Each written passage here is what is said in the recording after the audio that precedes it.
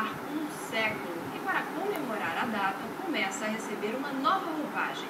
Estamos falando da Estrada de Ferro Madeira Mamoré, que será palco amanhã de uma solenidade com honras militares.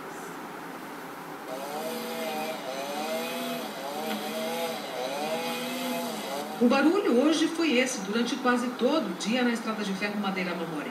Muita grama para cortar, varrer, juntar lixo. Trabalho por aqui não faltou, nem gente. O programa Limpando os Trilhos é uma parceria entre a Prefeitura e o Exército. Prevê limpeza geral na praça a cada 60 dias. Hoje as ações tiveram uma razão especial. É que amanhã este será o palco de um evento importante, uma solenidade cívico-militar com o hasteamento desta super bandeira do Brasil, um mastro enorme instalado aqui. A bandeira deve permanecer no local. A solenidade vai antecipar as comemorações dos 100 anos da Estrada de Ferro Madeira Mamoré, 30 de abril. Está aqui também as crianças das escolas municipais, das escolas estaduais e todas as autoridades que nós convidamos.